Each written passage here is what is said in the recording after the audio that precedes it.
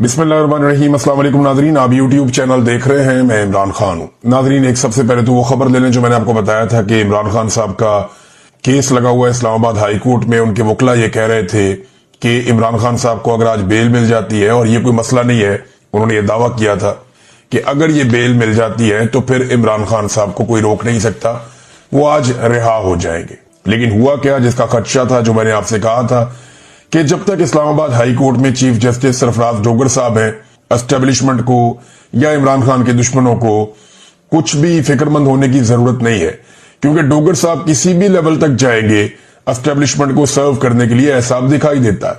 हुआ ये कि जब इमरान खान साहब के केस की समाअत हुई, सबसे पहले तो यह है कि बाहर कर्फ्यू लगा दिया गया। इस्लामाबाद हाई कोर्ट में ऐसा लगता है कि मार्शल लॉ लग गया, और बाहर इजाफी नफरी पुलिस की तैनात, खारदार तारे और बड़ा बंदोबस्त किया गया। सहाफियों को और वकला को भी अंदर जाने से रोका जा रहा था। बहरहाल कुछ सहाफी जो अंदर गए, उनमें समी इब्राहिम साहब थे और दीगर कुछ और सहाफी थे। वो वहां पे अपना वीलॉग रिकॉर्ड कर रहे थे। जब वो अंदर अपनी खबरें देने में मसरूफ थे तो अमला आ गया और सिक्योरिटी वालों ने आकर उन्हें कहा कि जनाब आप यहां पे रिकॉर्डिंग नहीं कर सकते। अब ये अदालत के बाहर वाला एरिया है, अहाते के तो अंदर है, सिक्योरिटी से अंदर है, लेकिन ये अदालत का वो एरिया है जहां पे नॉर्मली रिपोर्टर्स खड़े होकर अक्सर बातचीत करते हैं, और ये एक रूटीन है। वहां पे उन्हें कह दिया गया जी आप यहां पे काम नहीं कर सकते। उन्होंने कहा क्यों नहीं कर सकते जी, एसपी साहब का हुक्म है। उन्होंने कहा जी एसपी साहब तो नहीं, यहां पे तो अदालत है, तो यहां तो जज साहब का हुक्म होगा। जी जज साहब ने कह दिया यहां कोई काम नहीं कर सकता। तो एक अजीब मार्शल लॉ लगा दिया गया। इसी हाई कोर्ट से इमरान खान साहब जो साबिक वजीर आजम है, उन्हें इसी अहाता अदालत से जबरी तौर पर अगवा किया जा सकता है। रेंजर्स वाले आके वो ये कर सकते हैं, लेकिन मीडिया यहां पर कवरेज नहीं कर सकता। ये मार्शल लॉ है और कुछ नहीं है। हुआ ये, जब समाज शुरू हुई तो पाकिस्तान तहरीक इंसाफ को बड़ी उम्मीदें थी। तो तहरीक इंसाफ को लगता था वो बात आज बन जाएगी, लेकिन पता चला कि जी प्रोसिक्यूटर अब बीमार है। और प्रोसिक्यूटर जो बीमार है, ना उसने कोई मेडिकल रिपोर्ट भेजी, ना कोई और चीज भेजी, बस अचानक बता दी जी प्रोसिक्यूटर बीमार है और वो नहीं आ सकता। नॉर्मली ये होता है, कोई बीमार हो तो जज एक आधे दिन की, 2 दिन की तारीख दे देता है कि ठीक है भाई कल आके पेश हो जाए, नहीं तो अपनी मेडिकल रिपोर्ट लेकर आए, नहीं तो फिर आप उनकी जगह किसी और को बोले वो पेश हो जाए। सरकारी है ना, तो सरकार का काम नहीं रुकता होता है। एक प्रोसिक्यूटर बीमार है, दूसरा आ जाता है। लेकिन पता चला जनाब के प्रोसिक्यूटर बीमार है, और उसके बाद इस बीमारी की बुनियाद पे जज साहब ने कहा जी आज तो समाअत नहीं हो सकती। तो हम आपस में मशवरा करते हैं, मशवरा करके 5 मिनट में आपको बताते हैं अब करना क्या, अगली तारीख कौन सी है। तो वहां जो रिपोर्टर मौजूद थे, बाकी सबको लगा कि 1-2 दिन की तारीख दे देंगे जज साहब, बहुत ही कोई गेम डाल दी तो 3-4 दिन की, 5 दिन की दे देंगे। लेकिन जस्टिस डोगर साहब अंदर गए और चेंबर में जाने के बाद जब तारीख दी, पहले ही ये केस 8-9 महीने के बाद लगा है। 8-9 माह के बाद लगने वाले केस को एक मरतबा फिर एक लंबी तारीख दे दी गई 3 हफ्तों की। ये है जनाब इस्लामाबाद हाई कोर्ट में इंसाफ की सूरत हाल। अगर कोई रिटायर्ड जर्नैल आ जाए ना, तो 24 घंटों में ऑन डिमांड, यानी मनपसंद फैसला इंसाफ की सूरत में यह अदालत मुहैया कर देती है। अदलिया ऐसा लगता है कि दुकान की तरह काम कर रही है, जहां पे मुनाफा देखा जाता है, जहां नफा और नुकसान देखा जाता है कि जनाब जिस चीज में नफा है वो कर दो, जिसमें नुकसान होता है वो ना करो। और एस्टेब्लिशमेंट की गुलामी के साथ जजेस ऐसा लगता है काम कर रहे हैं। बड़ी बदकिस्मती है ये बात करना, लेकिन ये बात हो रही है। तो मैं आपको बता रहा हूं, इमरान खान साहब के ऊपर देखिए ना, एक और मामला भी है। ये सिर्फ एक केस नहीं है। जो तोशाखाना में इमरान खान साहब की बरीयत की दरखास्तें हैं, वो अब मुकर्रर की गई 7 अक्टूबर तक के लिए, यानी बरीयत की दरखास्तें 7 अक्टूबर तक के लिए मुकर्रर कर दी गई। वो इमरान खान साहब ने और उनकी वाइफ ने पहले किया हुआ था कि ये केस रोके, इसमें तो बरीयत बनती है, लेकिन वो 7 अक्टूबर, यानी अब हमें जो एक टाइमलाइन मिल रही है वो ये बता रही है कि 7 अक्टूबर से पहले पहले इमरान खान और बुशरा बीबी को सजा सुना दी जाएगी तोशाखाना 2 में। उसके बाद 7 अक्टूबर वाला मामला भी इधर उधर हो जाएगा, और अगला केस कौन सा आ जाएगा, वो आ जाएगा अलकादर वाला, जो लग जाएगा इस्लामाबाद में हाई कोर्ट में, और फिर उसके अंदर इमरान खान साहब को बेल दे दी जाएगी। लिहाजा इमरान खान साहब को अंदर रखने का पूरा बंदोबस्त पाकिस्तान की मिलिट्री एस्टेब्लिशमेंट ने किया हुआ है। इमरान खान साहब की जो वीडियो लिंक पे समाअत होती है ना, उस हवाले से भी एक डेवलपमेंट है मेरे पास। अब ये देखें आपके हालात कहां पहुंच गए हैं, और ये कह कौन रहा है, ये सलमान अकरम राजा साहब बता रहे हैं कि जनाब हमारे साथ हो क्या रहा है। वीडियो लिंक पे इमरान खान साहब की जो समाअत हो रही थी, उसके खिलाफ एक दरखास्त दायर कर दी थी पाकिस्तान तहरीक इंसाफ के इमरान खान साहब के वकला ने। अब वो समाअत होनी थी। अब जी समाज के लिए वो कहते हैं जी हम वहां पे पहुंचे और लतीफ खोसा साहब ने और सलमान अकरम राजा साहब ने इन्होंने सीनियर जज से मुलाकात की कि जनाब हमारी समाअत क्यों नहीं हो रही। तो एडिशनल रजिस्ट्रार को बुलाया गया, उसने आकर बताया कि जनाब फाइल गुम हो गई है और जज साहब ने कहा जब तक फाइल नहीं मिलती तब तक समाअत नहीं हो सकती। हमें इस तरह की सूरत का सामना है। यानी आप अंदाजा करें कि कहीं पे प्रोसिक्यूटर बीमार हो जाता है, कहीं पे फाइल गुम हो जाती है, कभी जज बीमार हो जाता है, कभी जज छुट्टी पे चला जाता है। अगर इमरान खान के ट्रायल को तेज चलाना हो और इमरान खान जेल से बाहर हो तो रोजाना की बुनियाद पर अदालतें बुलाती हैं, लेकिन अगर इमरान खान साहब के मामलात को लटकाना हो तो ये सारे काम भी हो जाते हैं। कभी रात को 12-12 बजे तक मिलिट्री एस्टेब्लिशमेंट के इशारों पे केसेस चलाए जाते हैं, जेल के अंदर ट्रायल किए जाते हैं, और कभी जजेस 6-6 महीने 8-8 महीने केस सुनने के लिए मुकर्रर ही नहीं करते। ये इमरान खान साहब को अंदर रखने के लिए एक साजिश के तौर पे पूरा निजाम काम कर रहा है और हम ये होते हुए देख रहे हैं। ये तारीख का हिस्सा बन रहा है और अदलिया की तारीख मसख हो रही है। इस पे जो गोल मेज कॉन्फ्रेंस वकला की होनी थी, सुबह वहां पे बड़ी पुलिस भेज दी गई और वहां पे भी बड़ा दबाव बनाया गया जनाब कि ये गोल मेज कॉन्फ्रेंस जो है वो उसको सबोटाज किया जाए। लेकिन फिर वकला बैठे, ये सीनियर 3 वकला हैं, इनमें ज्यादातर वो हैं जो सुप्रीम कोर्ट बार एसोसिएशन के सदूर भी रह चुके हैं, जो जर्नलिस्ट कवर करते हैं सुप्रीम कोर्ट को और हाई कोर्ट्स को। सीनियर 3 सहाफी वो भी वहां मौजूद थे, सदीक जान साहब थे, मुतीउल्लाह जान साहब थे, बाकी साकिब बशीर साहब गालिबन और बाकी जितने भी सीनियर जर्नलिस्ट हैं वो यहां पे मौजूद थे। इन सहाफियों ने भी वहां पे बातचीत की। इस गोल में इस कॉन्फ्रेंस से सहाफियों ने भी खिताब किया, क्योंकि वो अदलिया को कवर करते चले आ रहे हैं और वो इसका एक हिस्सा है, तो उन्होंने भी अपनी बातचीत की। इसमें 2-3 चीजें ना सदीक जान ने बड़ी जबरदस्त की और ये बातें बिल्कुल दुरुस्त है, अल्लाह ताला उनकी हिफाजत करे। नंबर 1 उन्होंने कहा जी कि अब पहले तो ये होता था ना वकील अच्छा कर लो, फिर होता था जी वकील करने की क्या जरूरत है, आप जज ही कर लें। तो अब जनाब कहा जाता है कि सेक्टर कमांडर के साथ आपका ताल्लुक हो तो फैसला आपके हक में आएगा। ये अदलिया की टोटल औकात रह गई है कि एक कर्नल या ब्रिगेडियर रैंक का बंदा जो है वो अब जजों की जो उनको बताएगा फैसला क्या करना है। ये हालात पैदा हो गए। नंबर 2 उन्होंने कहा जी कि जो वकला मायूस है ना और जो अदलिया की हालत हो रही है उसके लिए ये बड़ी जरूरत की सदीक जान ने, उसने सीनियर वकला के सामने बैठकर कहा कि इसके लिए आप सारे जिम्मेदार हैं, आप लोगों ने वक्त पे आवाज नहीं उठाई। और आज से चंद साल के बाद जब वकला ये देखेंगे कि अदलिया कितनी तबाह हो गई है तो उसके लिए वो जिम्मेदार इन जजों को नहीं ठहराएंगे, आपको जिम्मेदार ठहराएंगे।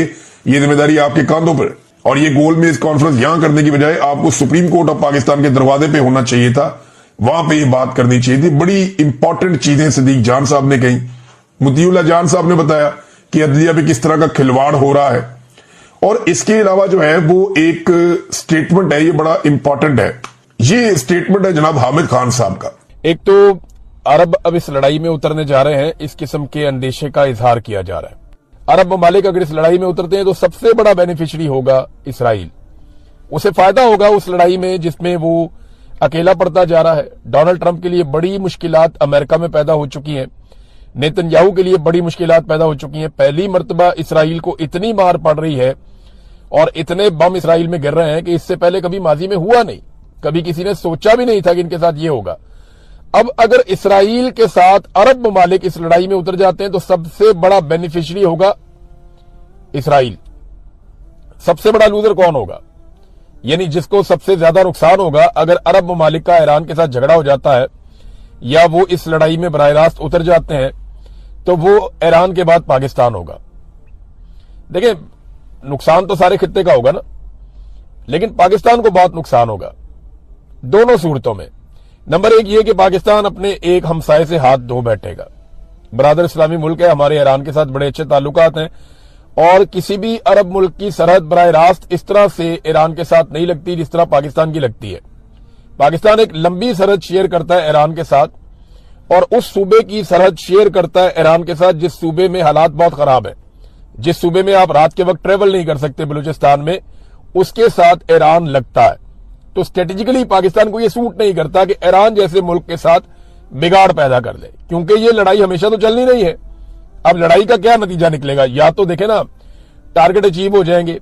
अमेरिकन इंटेलिजेंस एजेंसियां 18 एजेंसियों ने अमेरिकन नेशनल इंटेलिजेंस एजेंसी को यह लिखकर दे दिया है और वो रिपोर्ट लीक हो गई है, पब्लिक हो गई है, जिसमें यह बताया गया कि जनाब ये रजीम चेंज नहीं हो सकता ईरान में। आप जो मर्जी कर लें, आप ईरान में रिजीम चेंज नहीं कर सकते।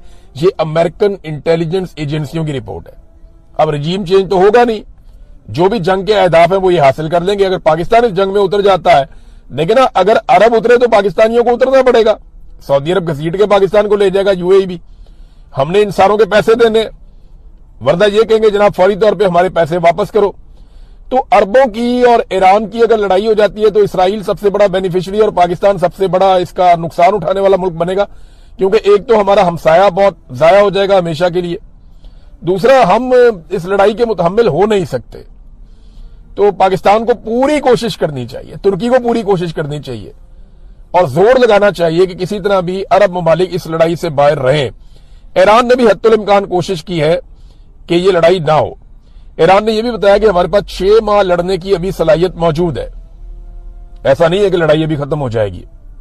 यानी जो हिकमत अमली है ईरान की वो ये रही कि उन्होंने पहले सस्ते हथियार भेजे, यानी सस्ते मिसाइल भेजे, पुराने सेकंड जनरेशन तक के उन्होंने मिसाइल भेजे, और जदीद मिसाइल उन्होंने भेजे नहीं, हाइपरसोनिक मिसाइल्स या जिन्हें जो एक्यूरेट बैलिस्टिक मिसाइल्स हैं उनको ईरान ने नहीं भेजा। ईरान ने अपने पुराने मिसाइल भेजे और पुराने ड्रोन भेजे। खुदकुश ड्रोन है वो, शायद ड्रोन जैसे कहते हैं, वो खुदकुश है। यानी नॉर्मली हमने ड्रोन देखे थे ना, ड्रोन आता है ऊपर से गुजरता है, मिसाइल फेंकता है, तबाही होती है, ड्रोन चला जाता है। ऐसा नहीं है, ये ड्रोन आता है खुद ही आगे टक्कर मारता है जिस चीज में लगना होता है। तो 100% एक्यूरेसी के साथ ये आते हैं, आगे टक्कर मारते हैं और तबाही फैला देते हैं। तो ये ड्रोन का तोड़ तो कोई नहीं है अमेरिका के पास, इसराइल के पास। जो तोड़ है, अभी बीबीसी में एक और रिपोर्ट छपी हुई है, वो पैट्रियट मिसाइल है। अब जो पैट्रियट का एयर डिफेंस सिस्टम है उसकी बैटरियां वहां लगी हुई है पूरे रीजन के अंदर, और पैट्रियट का एक एक मिसाइल जो है वो 4 मिलियन यानी 40 लाख अमेरिकी डॉलर का है। तो 15-20 हजार का ड्रोन गिराने के लिए ये 40 लाख अमेरिकी डॉलर जाया कर देते हैं। और 800 के करीब इंटरसेप्टर्स मार चुके हैं ये अभी तक, 800 के करीब। ये रिपोर्टें छप चुकी हैं आलमी मीडिया में। तो 800 इंटरसेप्टर्स का आपको मतलब पता है? ये जो पैट्रियट के मिसाइल हैं ये 4 मिलियन डॉलर का एक है, 800 ये मार चुके हैं। आप खुद ही कैलकुलेट कर लें कि कितना नुकसान हो गया अब तक अमेरिका को, अरब ममालिक को और इसराइल को। और ये लगातार होता चला जा रहा है, लगातार होता चला जा रहा है। तो ईरान की हिकमत अमली ये थी कि उन्होंने उन हथियारों के जरिए से जो दिफाई सलाहियत है मिसाइलों को रोकने की, वो कमजोर कर दी पूरे रीजन में। यानी अरब ममालिक में भी और इसराइल में भी अमरीकी अड्डों के पास अब वो सहूलत नहीं है जो पहले थी। अब वो हमलों को रोकने की वो सलाहियत नहीं रखते। ये बात अमरीकी दिफाई तज्जियाकार भी मान रहे हैं। ईरान के बेहतरीन हथियार बाकी हैं और उनको रोकने का जो इंतजाम था वो खत्म हो गया। जो बैरियर्स थे ना इसराइल तक जाने के लिए, बैरियर्स अगर मैं आपको बताऊं तो सिंपल ये है कि रास्ते में रुकावटें थी ना, 4-5 मुल्कों को क्रॉस करके, समुद्र को क्रॉस करके फिर जाके इसराइल आता है जिसमें ईरानी मिसाइल या ड्रोन हिट करता है। ये रास्ते में बहुत सारे बैरियर्स थे ना, इन सब ने अपने अपने अड्डे दिए हुए थे अमेरिकन को, और वो वहां से रोकते थे। अब मामला यह है कि वो रोकने की सलाहियत या तो खत्म हो गई या बहुत कमजोर हो गई। तो इम्कानात बढ़ गए हैं कि ईरान के हथियार या मिसाइल या ड्रोन्स वो आसानी के साथ इसराइल को हदफ बनाए। और अब ये हो रहा है। जो इंडियन सहाफी वहां से आए उन्होंने बताया कि जनाब ये तो मार रहे हैं इसराइलियों को, और इसराइल किसी किस्म की कवरेज नहीं करने दे रहा, वो सजाएं दे रहे हैं, तो 5 साल के लिए जेल में डालेंगे अगर किसी ने इसराइल में तबाही दिखाई तो। नेतन्याहू तबाही को रोक नहीं पा रहा, लेकिन तबाही के मनाजर को रोकने की कोशिश कर रहा है। अब नाजरीन एक और जो बड़ा खौफनाक काम हुआ, तो मैंने आपको बताया ना कि ये बड़ा खतरनाक सूरत इख्तियार कर जाएगा, पूरा खित्ते को आग लग जाएगी अगर अरब ममालिक ईरान के साथ इस जंग में बराह रास्त उतर गए तो। और अगर पाकिस्तान को घसीट लिया तो पाकिस्तान के लिए और ज्यादा बड़ा प्रॉब्लम हो जाएगा। इन्होंने रिफाइनरी को अटैक किया, ये इसराइल ने अटैक किया ईरान के अंदर, तेहरान रिफाइनरी के ऊपर अटैक किया। ये 2,25,000 बैरल ऑयल जो है ये रोजाना की बुनियाद के ऊपर पैदावार थी इसकी, इसको आग लगा दी। इतनी खौफनाक आग लगी है कि पूरे तेहरान के अंदर काले बादल हैं धुएं के। तेहरान में दिन के वक्त रात हुई थी, हर तरफ स्याह कलर था। हुकूमत ने एडवाइजरी जारी की कि आप लोग अपने घरों में रहें, खिड़कियां और दरवाजे बंद रखें, इसके सेहत को नुकसानात होंगे। वहां पे जो बारिश हुई है वो स्याह रंग की बारिश, यानी उसके अंदर ये केमिकल है। तो हलाल अहमर ने भी एक पेशन गोई की है कि यहां तेजाबी बारिश हो सकती है, उसका इम्कान है, जो जिल्द और फेफड़ों को शदीद नुकसान हो सकता है शहरियों का। बारिश का पानी काला है तो बीमारियां बहुत फैल सकती हैं। तो एडवाइजरी जारी की गई है जो इसराइल ने किया ईरान में, और ये आग के ऊपर अभी तक प्रॉपर काबू नहीं पाया जा सका, वो नुकसानात अभी भी हो रहे हैं। दूसरी जानिब जब ये इसराइल ने किया ईरान में, तो ईरान ने उसकी रिटेलिएशन में हीफा में, जो इसराइली शहर है, वहां पे जो इसराइल की एक रिफाइनरी है उसको निशाना बना दिया। अब ये रिफाइनरी भी 2 लाख बैरल रोजाना इनकी पैदावार है, वहां पे उन्होंने निशाना बनाया, वहां से भी धुएं के बादल और आग उठ रही है। लेकिन देखिए इसराइल बड़ा जदीद मुल्क है, उसने बड़ा जबरदस्त निजाम बनाया हुआ है। आप उसकी किसी भी चीज को तबाही करते हैं तो वो डैमेज कंट्रोल बहुत तेजी से करते हैं। अब ईरान में इतने खौफनाक हमले हो रहे हैं कि डैमेज कंट्रोल तो दूर की बात है, उनकी स्ट्रेटेजी सिर्फ अटैक की है कि बस हमला करते जाओ और किसी भी तरह करके दुश्मन को अंगेज रखो हमलों के जरिए से, तो वो हमलों के जरिए से कंट्रोल करते हैं। अच्छा, एक चीज मैं आपको इसमें और बताता हूं, ये अरब ममालिक ने ना कोई डाटा शेयरिंग की है अमेरिका के साथ, इनकी अपनी इंटेलिजेंस रिपोर्टें भी हैं अरब ममालिक की, तो अमेरिकन को वो वक्तन फवक्तन, क्योंकि उनकी अलाई है, उनके इत्तेहादी हैं, तो उनके साथ शेयर करते हैं चीजें। तो चंद चीजें ऐसी हैं जो अब अरब ममालिक के अंदर खदशात बढ़ गए हैं। नंबर 1 ये है कि अमरीकी अहदेदारों ने जो बार बार ये कहा ना कि ये एक मजहबी जंग है या इस्लाम के खिलाफ जंग है, उसमें ना आवाम के अंदर रद्देमल बड़ा ऑब्वियस है, वो पैदा होगा। नंबर 2, अगर ये जंग बड़ी लंबी चल जाती है ना, तो इससे मईशत को वो डबो देगी, बड़ा नुकसान मईशत का भी हो जाएगा। अवाम में राय बन रही है कि अमरीकी बेसिस, ये अरब अवाम के अंदर ये राय बन रही है, अरब अवाम ये सोचना शुरू हो गए हैं कि जो अमेरिका की बेसिस है उनका हमें फायदा नहीं है, उनका हमें नुकसान है, वो हमें तहफ्फुज नहीं दे रही बल्कि हमारे लिए वो खतरा बन रही है। और एक और चीज जो होने जा रही है